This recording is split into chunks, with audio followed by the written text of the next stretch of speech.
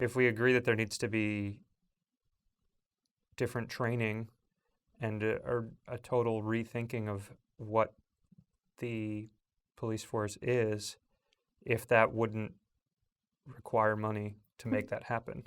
So it's interesting. I think, so personally, at this very moment, and it's wild how much my feelings on this whole thing have shifted just as I've learned more and listened more. Because I'll be honest about it. 1 week ago, right, I had a conversation with you where I was saying, don't you think a lot of this change needs to come from the inside? Don't you think that there's, shitty people that are inside the police force that have macho attitudes that are taking over, that are peer pressuring people into thinking that their behavior is okay and making the system as bad as it is? And couldn't there be the good people inside the system that could stand up to that and fix it and twist it back to the way that, it should be? Remember I was saying that like a week ago? Yes. And now, after I've been listening to a bunch of different podcasts and I've been reading a bunch of different things, and it comes from hearing what people are calling for in the protests, but then doing my own research. I don't feel that anymore. I feel like I was thinking that because I've been trained to think that the police are a good organization that are here to protect and serve.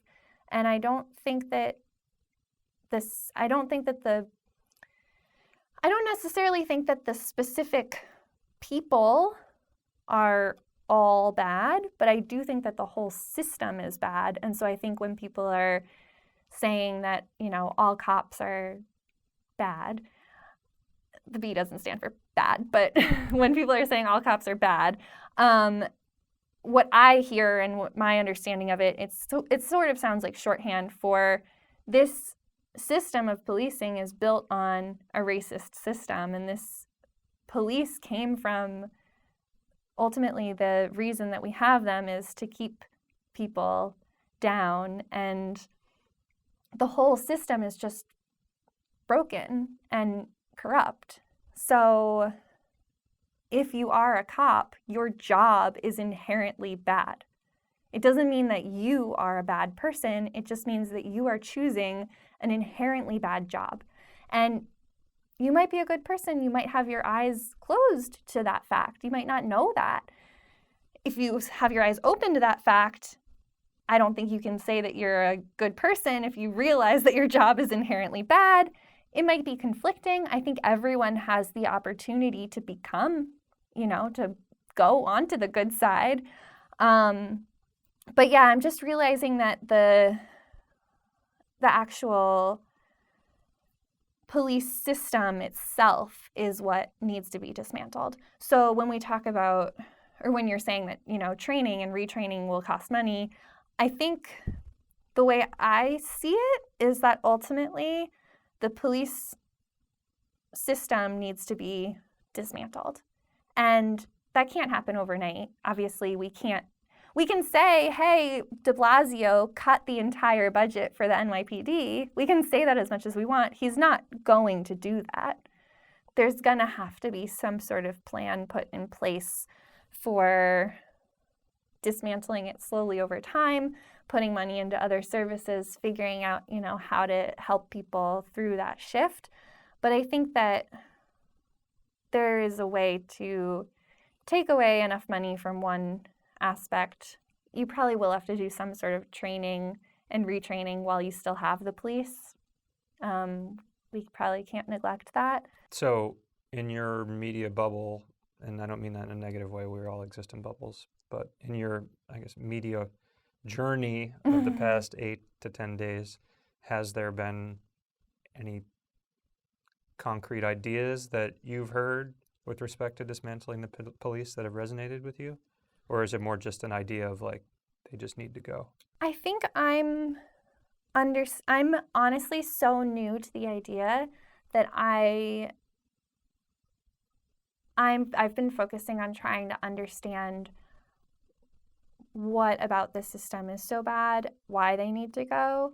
There are people that have specific plans, but I can't really speak to that yet. Mm-hmm.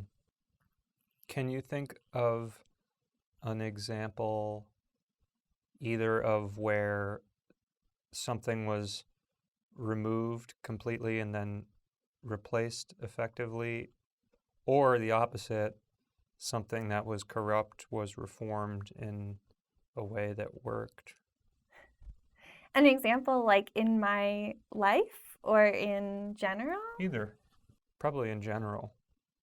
There hasn't been a lot of successful examples of things being reformed in our lifetimes. Yeah. Can you think of any? I mean, I don't know.